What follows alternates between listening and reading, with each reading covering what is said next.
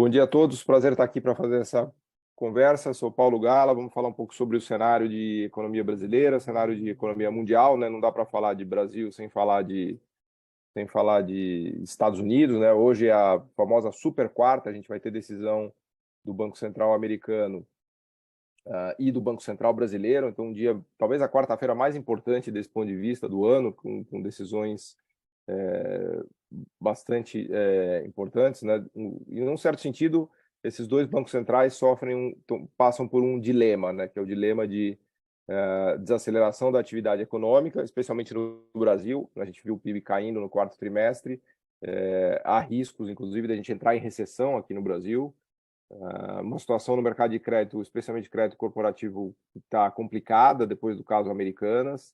Outras grandes varejistas também sofrendo, com dificuldade de rolagem de dívidas, mercado de debêntures meio parado, fundos imobiliários também meio parado. Então, a situação de crédito inspira cuidados por aqui. Lá nos Estados Unidos, quebradeira de bancos, né? Quebrou o SVB, o Silicon Valley Bank, vou falar um pouquinho disso.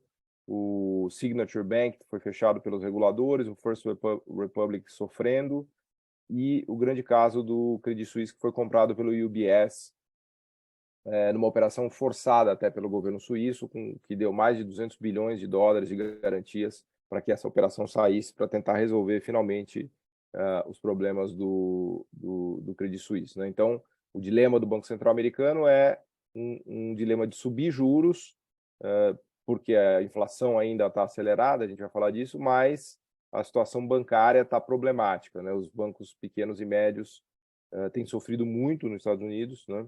Então, inclusive, o mercado está dividido sobre a decisão que vai ser tomada hoje em relação a se manter a taxa de juros nos 4,75, a taxa básica, ou seguir com altas, fazendo mais uma alta de 0,25, né? Então, mais ou menos esse é o quadro aqui que eu vou tratar hoje. Eu separei alguns gráficos que nos ajudam a entender um pouco o cenário. Eu vou colocar o gráfico aqui,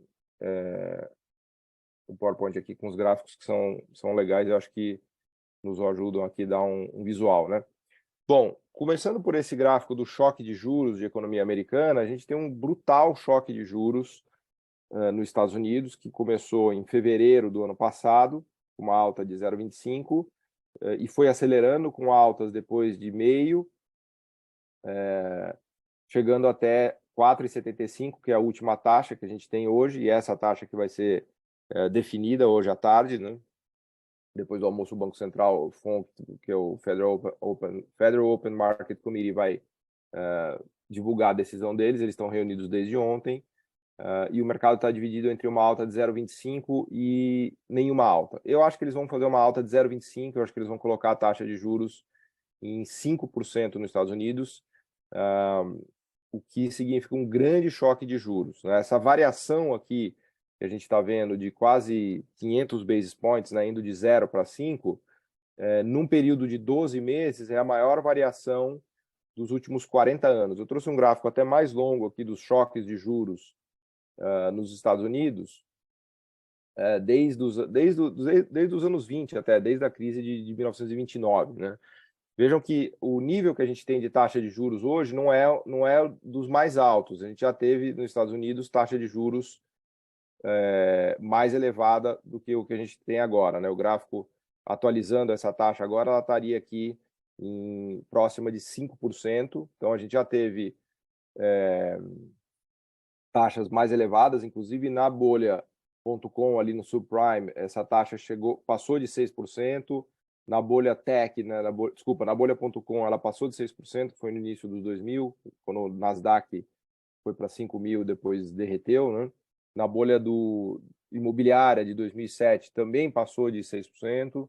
Agora, a novidade é que esta variação de 0 a 5 em 12 meses foi muito rápida, né? Foi um choque de juros muito violento, né? Se vocês repararem nesse gráfico, tem um círculozinho nos picos de taxa de juros. E sempre que teve um pico desse, houve uma crise na sequência. Tem várias crises elencadas aqui. O subprime, né, que foi a bolha imobiliária, a bolha.com, o crash do início de 87, depois o crash do início dos 90, o crash da América Latina de 82. Isso aqui não é para dizer que a gente vai ter uma crise financeira agora. Eu não acho que o nosso cenário base é um de crise financeira, mas esses choques de juros do Banco Central americano, eles trazem muito estresse, né? E o que a gente está vendo com essa quebra de alguns bancos certamente está ligado ao choque de juros que a gente viu nos Estados Unidos, né? É importante lembrar que a inflação por lá está na máxima desde 1980, faz 40 anos que a gente não via uma inflação tão elevada nos Estados Unidos, por isso que o Banco Central está reagindo com esse choque de juros, né? Uma novidade, né, nesta crise bancária que a gente tem visto, né, eu estou chamando de crise bancária, não é, eu acho que ela não se compara ao que aconteceu em 2008. Em 2008 a gente teve quebradeira de centenas de bancos, aliás, milhares, né, foi mais de 1.000 bancos americanos que quebraram na crise de 2008. Então, por enquanto a gente está falando de dois bancos, um que quebrou foi o Silicon Valley, o Signature Bank foi fechado e o First Republic está com dificuldades, né? E o Credit Suisse que foi comprado. Então, a proporção é muito menor e tem uma diferença na crise principal, nessa crise que a gente vive hoje, que é o nível de alavancagem do sistema. Hoje a gente tem um sistema muito menos alavancado do que o que a gente tinha lá atrás, né? Então, a probabilidade de uma crise sistêmica hoje é muito menor porque a alavancagem é muito menor. Os bancos estão mais capitalizados, estão mais líquidos. Então, eu acho que um cenário mais dramático não é o mais provável. O segundo ponto importante, ainda falando do cenário atual dos bancos americanos, é que grande parte do sistema está ancorado em treasuries, né? O caso do SVB, acho que é um belo exemplo disso, né? O Silicon Valley Bank, ele recebeu muitos recursos, muitos depósitos do boom das startups, né? Do boom tech que a gente teve em 2000, desde a pandemia, principalmente, que esse boom se acelerou, né? As startups receberam muitos recursos, foi um período muito próspero, e o Silicon Valley Bank, ele era o grande parceiro dessas empresas, recebeu muitos recursos, sei lá, da ordem de mais de 200 bilhões de dólares de depósitos, e grande parte desses depósitos foram direcionados para treasuries, para títulos públicos americanos e para títulos lastreados em hipoteca. Nem foram investimentos arriscados, na verdade, o SVB ele até foi conservador no tipo de ativo que ele comprou, né? Ele não estava sujeito a um risco de crédito. Aliás, o que quebrou o SVB não foi o risco de crédito, foi o risco de taxa de juros, né? Foi uma situação até meio paradoxal em que um banco quebrou tendo exposição em títulos públicos, né? Porque foi a carteira de títulos públicos que trouxe um prejuízo de mais de 15 bilhões de dólares para o SVB, e isso somado a saques muito volumosos em um período de tempo muito rápido, né? Ele tomou quase 40 bilhões de dólares de saques num único dia, há 15 dias atrás, né?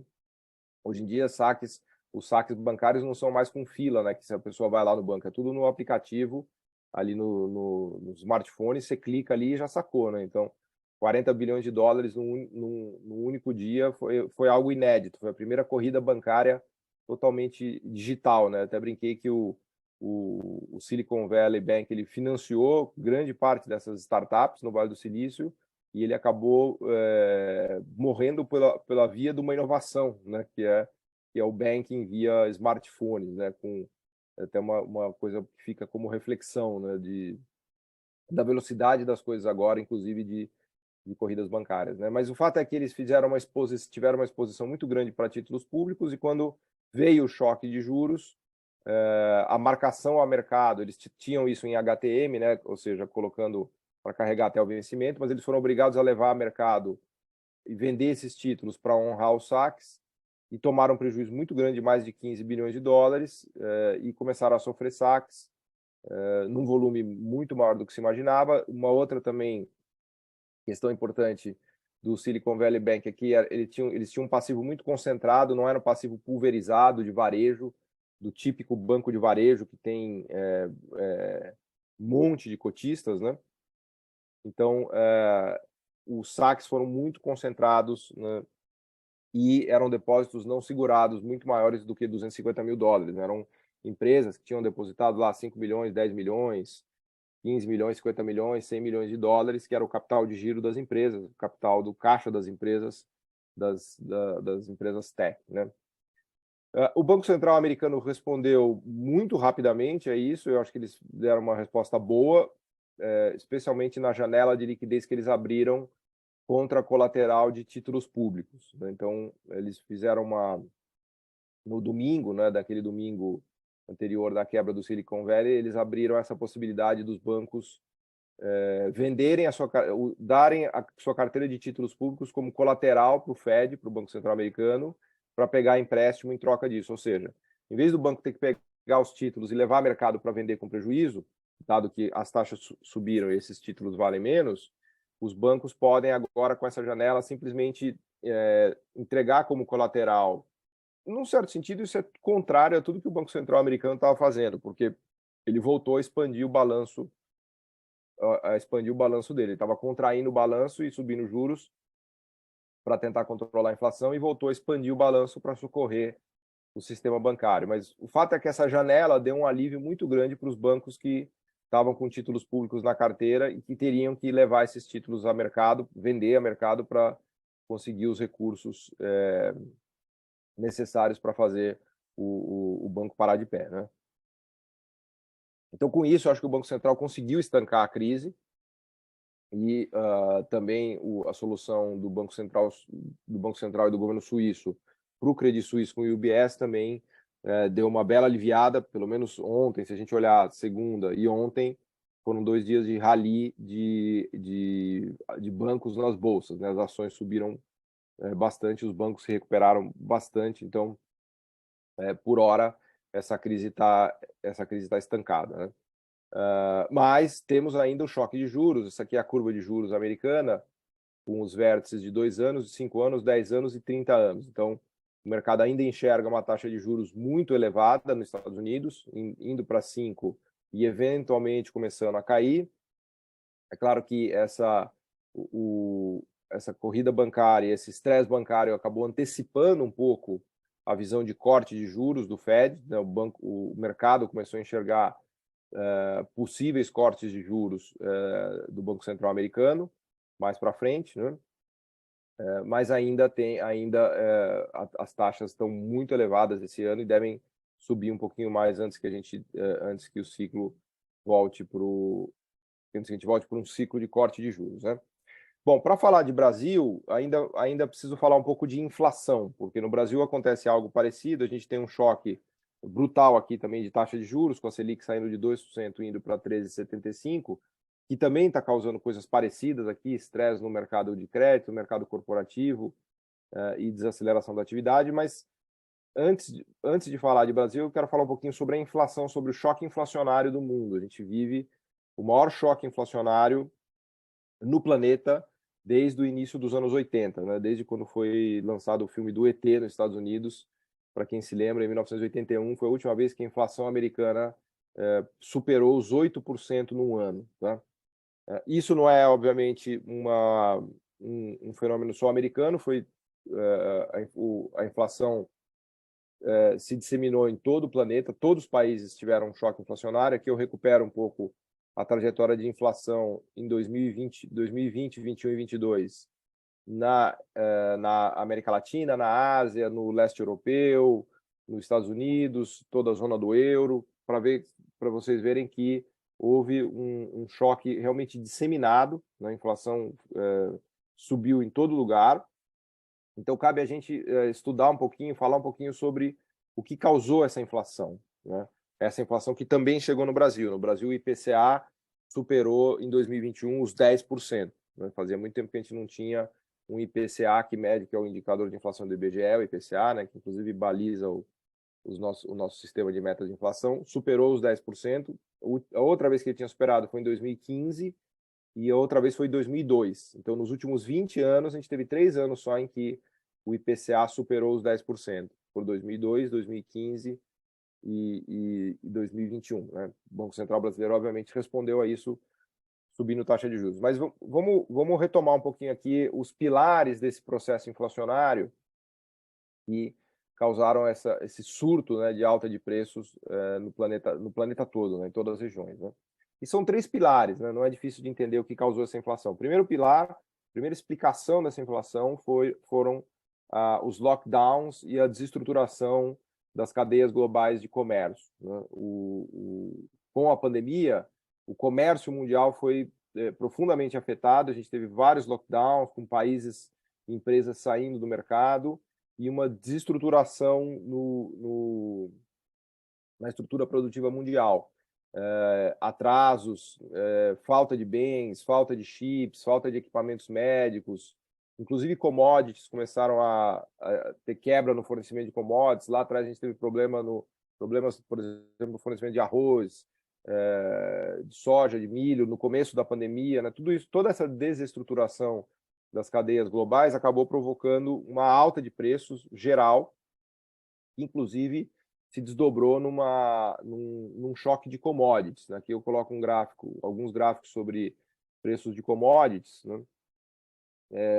E para mostrar que ao longo de 2021 e 2022 o preço das commodities subiu muito, né? A gente tem ali na linha laranja o preço das commodities, aquele índice ICBR é o indicador de preço de commodities do Banco Central Brasileiro em reais, né? E estamos falando de commodities agropecuárias, metálicas e energéticas. Então a gente teve durante 2021 e 2022 um choque brutal de preços de commodities, né? De alta de soja, de milho, de trigo, de ferro, de petróleo.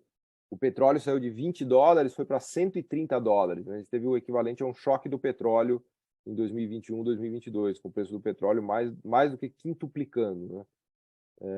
E tudo isso foi muito inflacionário. Então, o primeiro pilar que explica essa grande inflação que a gente viu em 2021, 2022, foi a desestruturação do comércio global, do comércio mundial, devido à pandemia.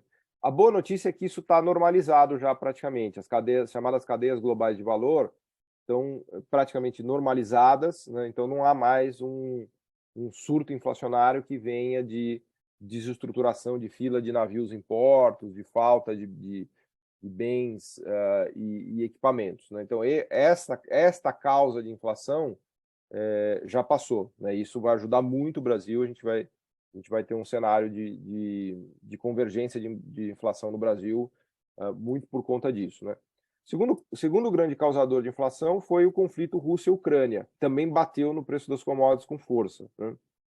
Lembrar que Rússia e Ucrânia têm, só no mercado de trigo, mais de 30% do mercado mundial. Então, o conflito Rússia e Ucrânia foi muito grave também do ponto de vista de preço de commodities, também foi inflacionário. Quer dizer, não bastasse a desestruturação das cadeias globais, veio o conflito Rússia e Ucrânia, que agora está dissipado, né? O conflito, obviamente, não acabou, mas o efeito nos preços passou, né? Houve uma normalização, com queda do preço das commodities, especialmente os grãos, né? As commodities agropecuárias, mas também foi um segundo choque muito importante inflacionário, né?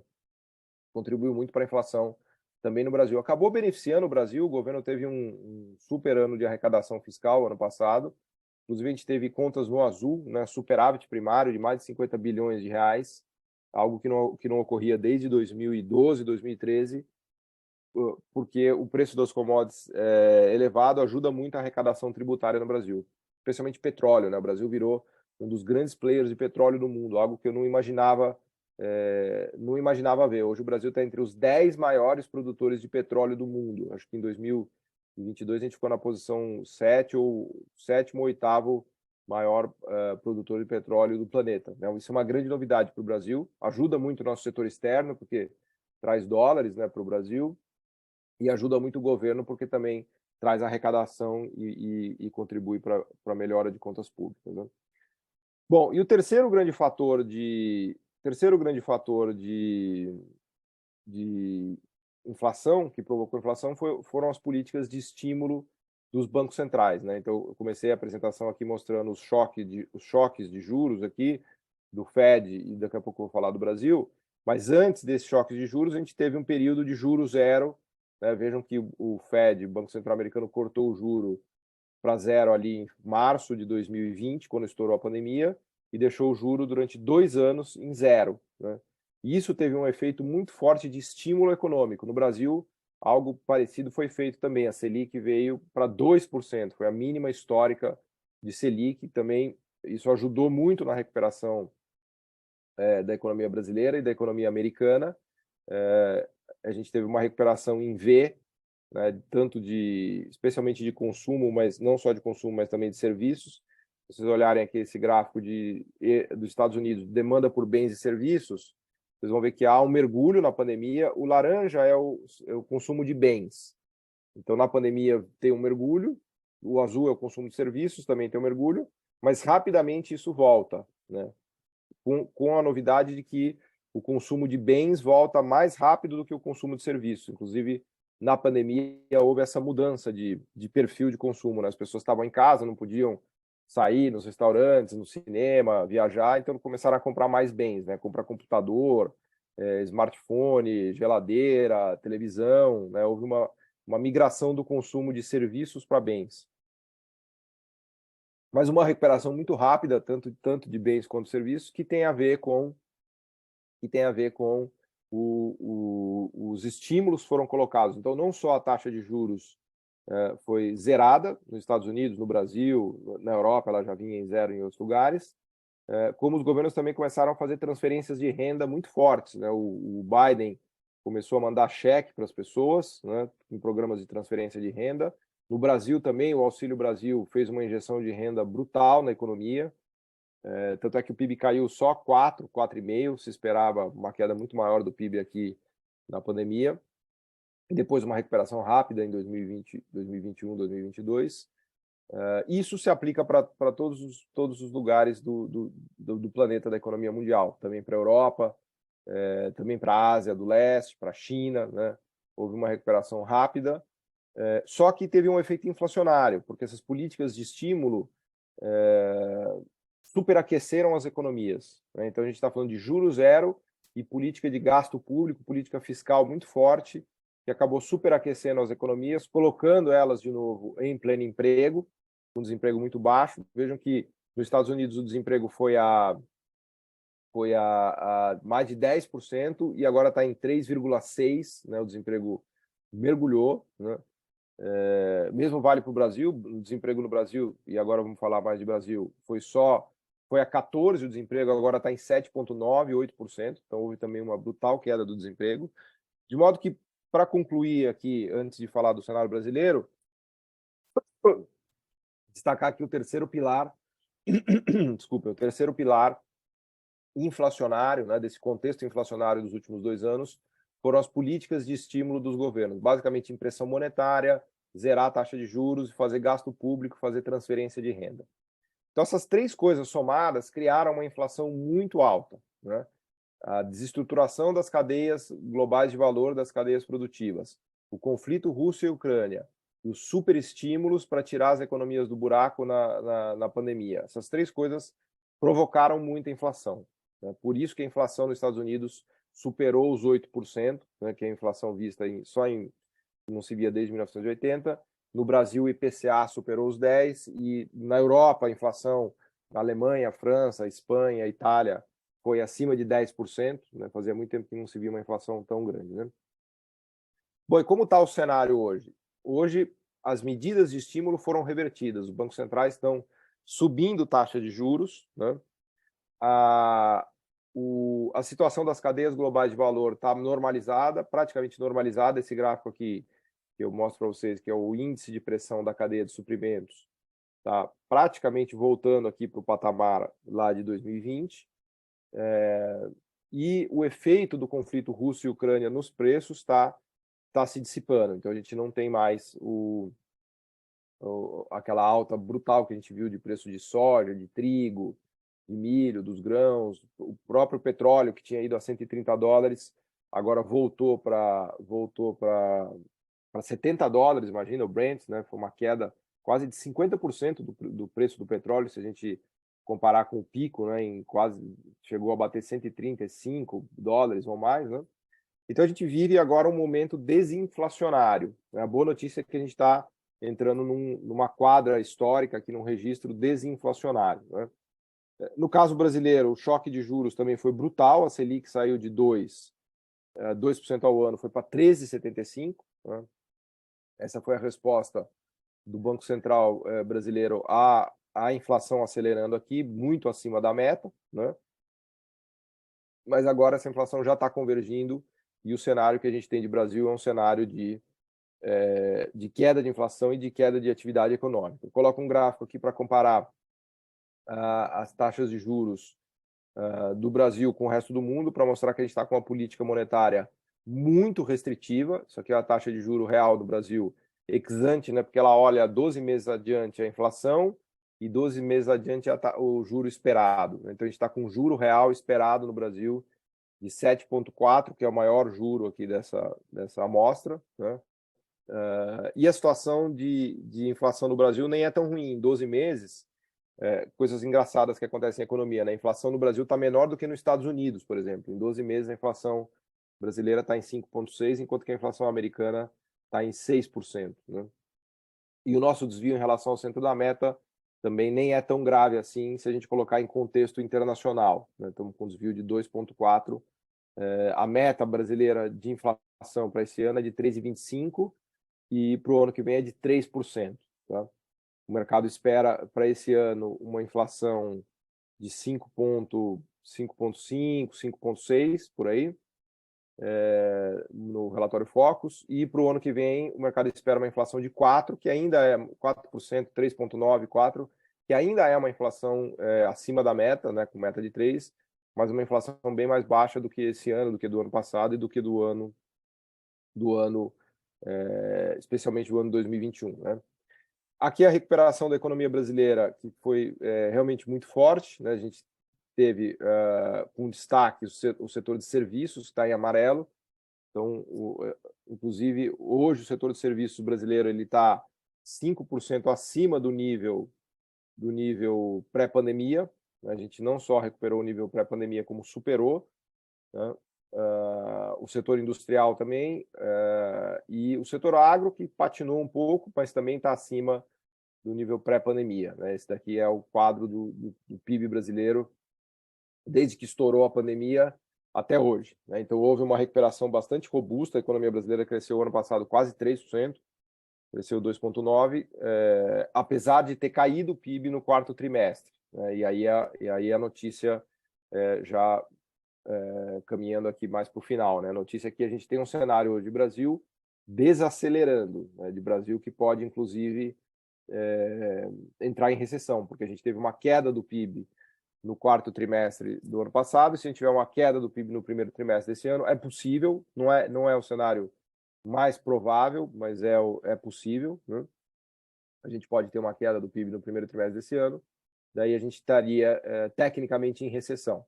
Não é uma recessão, não é uma crise brasileira, no sentido de que o PIB está despencando, nada nem de perto parecido com o que a gente viu, por exemplo, em 2015 e 2016.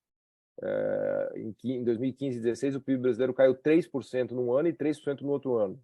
A gente caiu 6% em termos acumulados. Né? Agora a gente está falando de uma queda de 0,1% no quarto trimestre do ano passado, e se cair agora no primeiro trimestre é 0,1% também. Então está mais para uma cara de estagnação do que para uma grande crise. Né?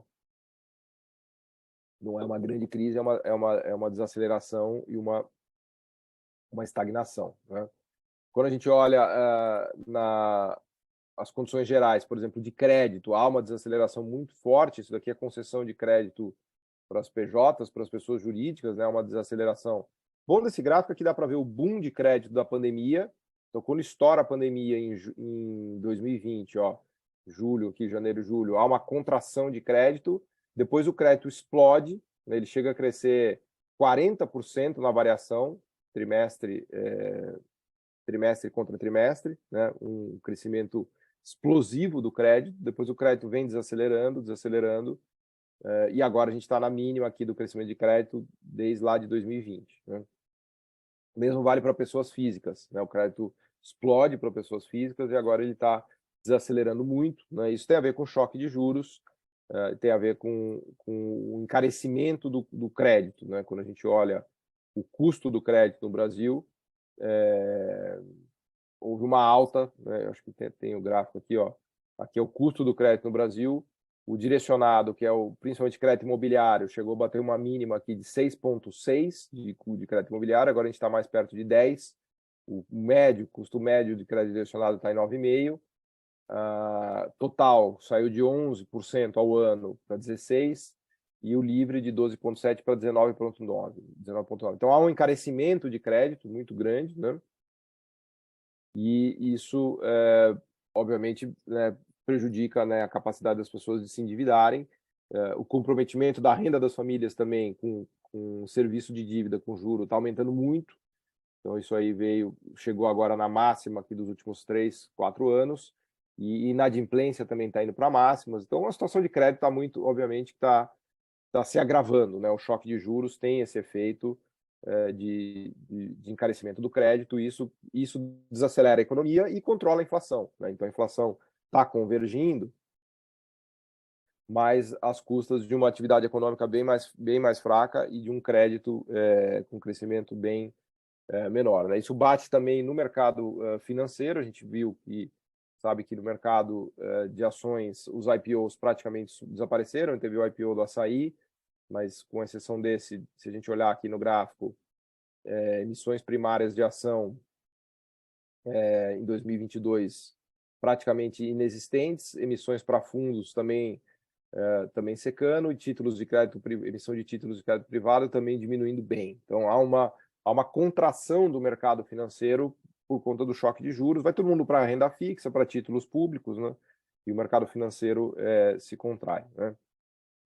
E a curva de juros também, de crédito privado, também se agravando. Bom, quando a gente olha para frente, qual é o cenário? O cenário para o Brasil é de corte de taxa de juros, né? Eu não consigo precisar para vocês se esse corte vai se dar agora no meio do ano, em julho, agosto, mais para o final do ano, ou no ano que vem. Mas o cenário no Brasil claramente é um cenário de corte de taxa de juros. A Selic virá desses 13,75 para eventualmente 12, eventualmente 10, podendo até ano que vem, final do ano que vem, cair abaixo de 10, né?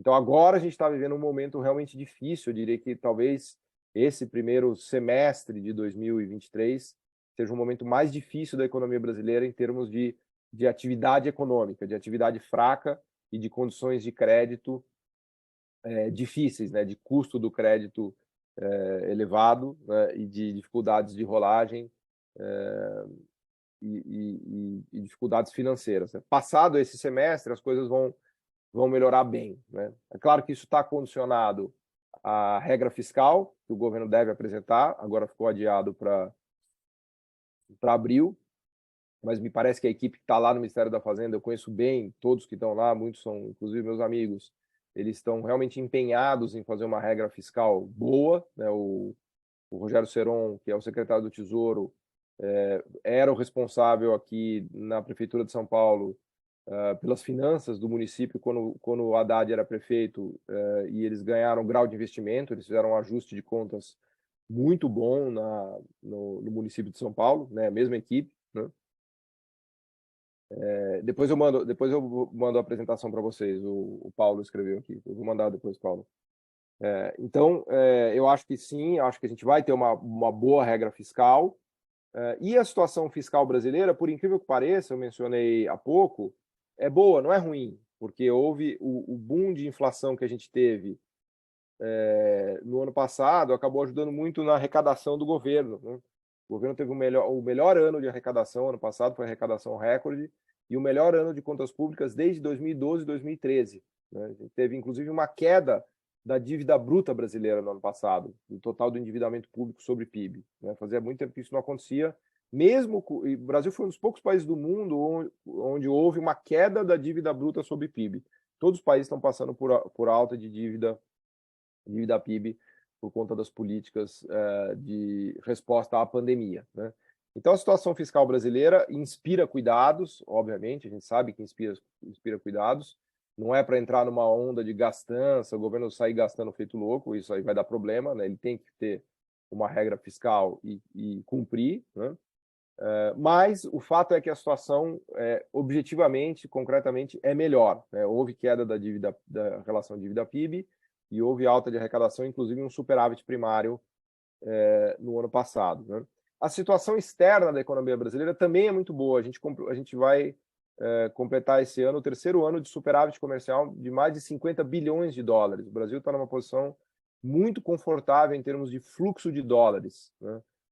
Especialmente pela via da balança comercial. Nosso boom agro e de mineração é tão exuberante que sobram dólares aqui pela via da balança, pela via da balança comercial, de mega superávites da balança comercial. Então a gente está praticamente estabilizando num voo cruzeiro de superávites de 50, 55 bilhões de dólares de superávit, né, de exportação menos importação, e claro que muito disso se deve à China. Hoje a China tem 30% do comércio exterior brasileiro, né? Isso nos ajuda muito, né? Depois o segundo parceiro é os Estados Unidos com 10%. Até já aproveitando aqui, daqui a pouco já vou parar para a gente entrar nas perguntas e fazer um debate, mas já aproveitando a pergunta aqui do Wellington, por que o dólar teima em não cair, é importante dizer que o dólar está na posição mais desvalorizada dos últimos 20 anos aqui no Brasil. Quando a gente ajusta por variação da inflação no Brasil, por variação da inflação lá fora e tudo mais, a gente vê que esse dólar de 5,20, 5,30 é um dólar muito desvalorizado, né? A posição de equilíbrio, a posição de média histórica do dólar no Brasil é certamente abaixo de 5. Seria algo como 4,80, 4,80, 4,90, por aí. A gente está, né, numa situação de moeda bastante desvalorizada. E o dólar lá fora também, agora pensando no dólar em relação às outras moedas do mundo, está na máxima de mais de 30 anos.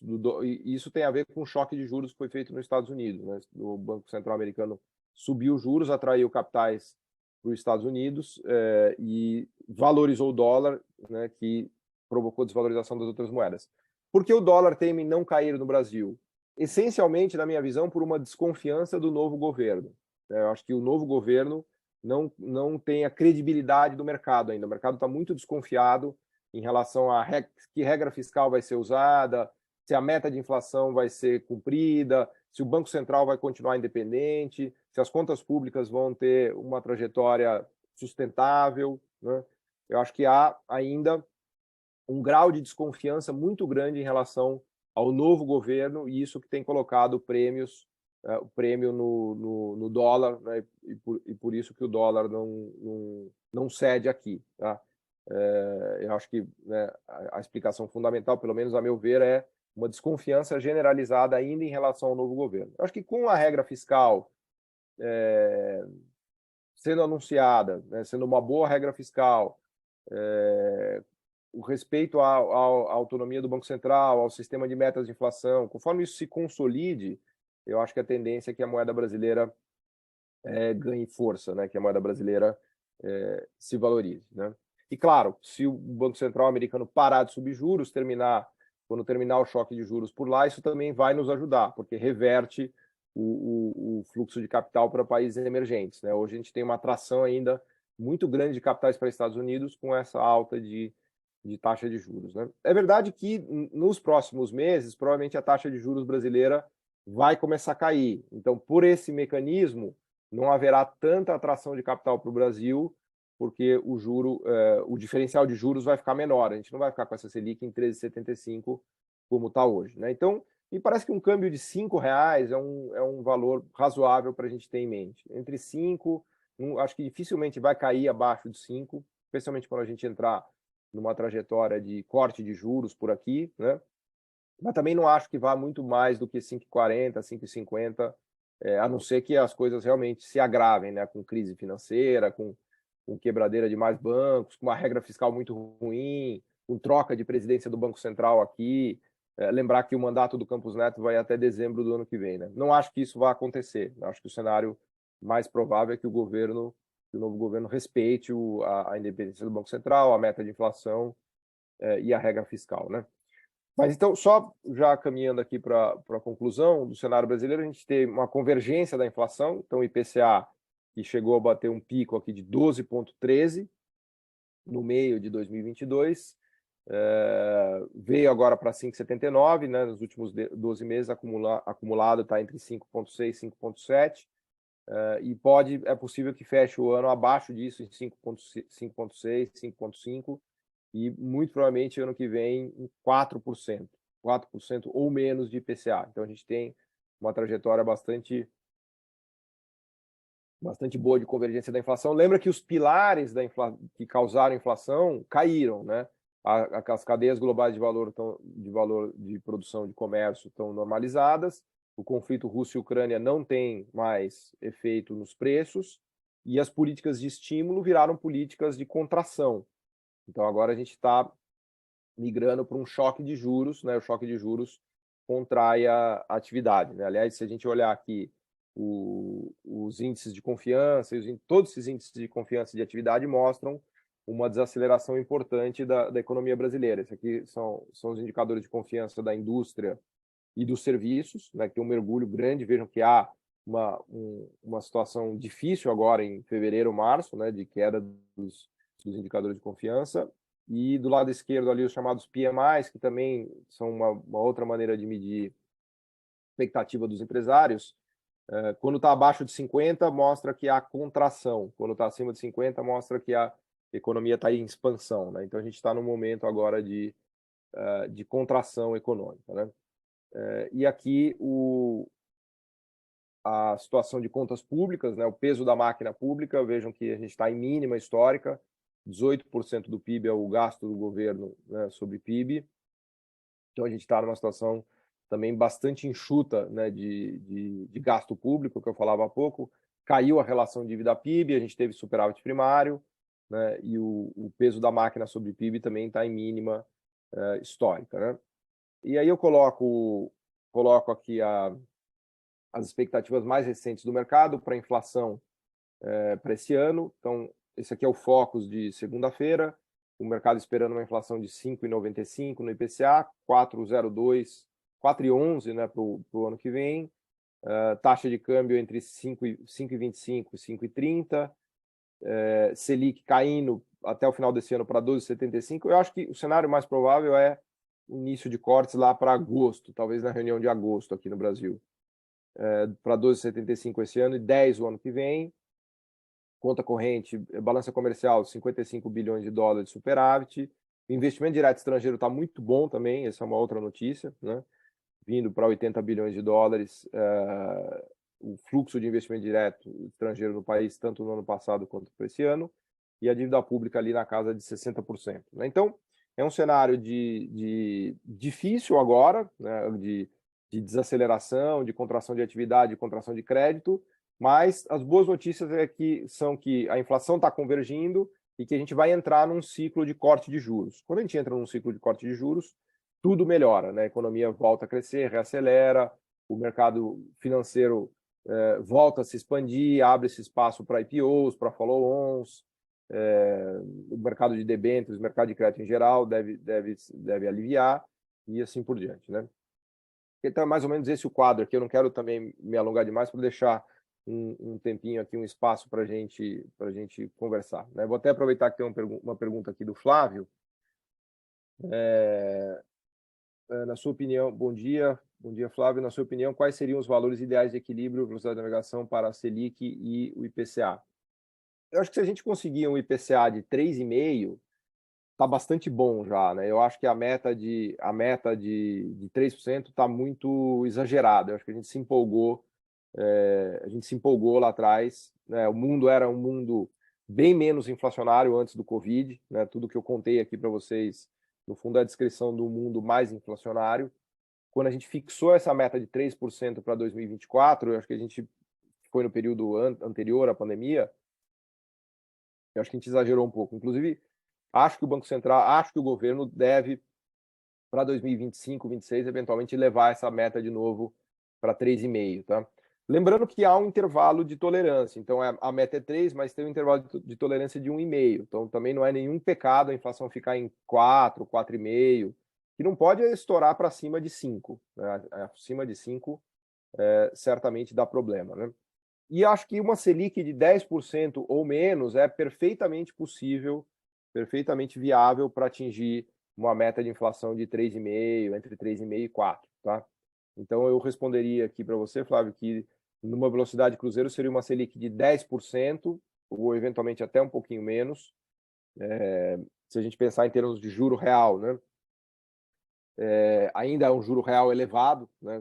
Se a gente pensar numa inflação convergindo para 3,5%, 4%, uma Selic de 10%, ainda é um juro real muito pesado, de 6%. Né? Dá para a gente pensar, é um juro real que sobrecarrega ainda a economia brasileira. Acho que um juro real correto, de equilíbrio para o Brasil, seria algo de como 2%, 3% acima da inflação. Né? Então, se a gente está falando de uma inflação de 4%, seria um juro de 7%, uma Selic de 7%.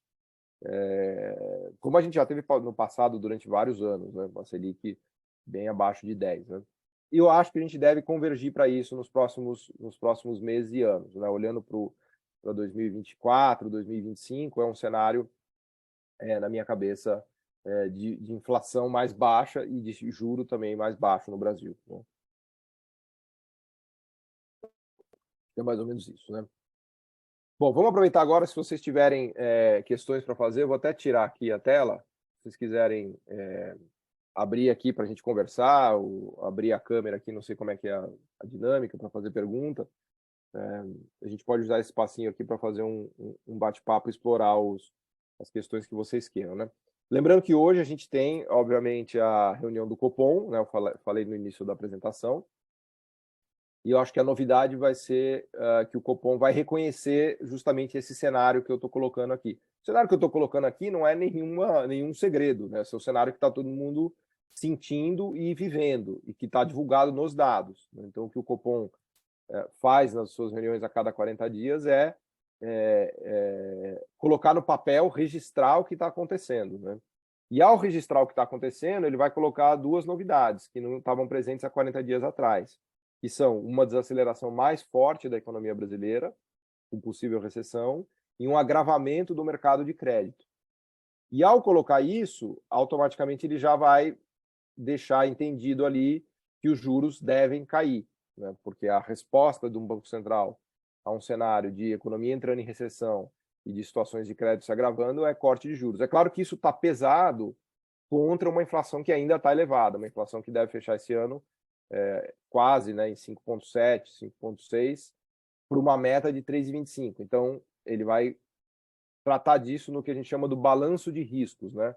O balanço de riscos são os riscos para a inflação, os riscos de atividade econômica e os riscos de inflação e os riscos de agravamento da situação de crédito. Né? Então, o balanço de riscos mudou agora, porque agora tem risco de recessão, tem risco de crise de crédito. Né?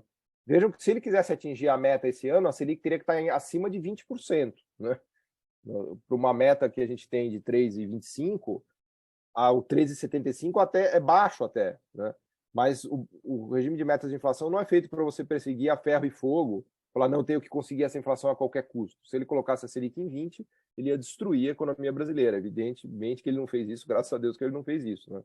Então ele vai tentando perseguir o controle da inflação com o menor custo possível. Né? O Paulo faz aqui uma pergunta: os prazos e spreads das operações de crédito seguirão afetados pelas crises americanas ou outras RJs além do SVB? Sim, sim. Eu acho que enquanto não vier, primeiro, uma tranquilização em relação à situação de crédito, tanto dos bancos nos Estados Unidos quanto do crédito corporativo aqui, isso leva tempo, né? Isso leva tempo. Enquanto não vier essa normalização, com medo de ter mais algum problema aí que ninguém sabe. Número 2, com a atividade retomando, porque é importante lembrar que o nível de vendas e lucratividade é chave para essa questão do crédito, porque as margens, especialmente no varejo, são muito apertadas. Então, se as empresas começam a vender menos, se a atividade desacelera, né? Se a atividade econômica desacelera, isso agrava a situação de crédito. Né? E, por fim, os cortes de juros. Então, a situação de crédito só vai se normalizar de fato quando a atividade começar a recuperar fôlego, as empresas começarem a vender mais e lucrar mais, e quando as taxas de juros começarem a cair. Né? Então, isso não é para já, isso leva alguns meses ainda. É o que eu falava, a situação ainda é uma situação que inspira cuidados. Né? A gente está ainda numa situação que não é trivial. Né?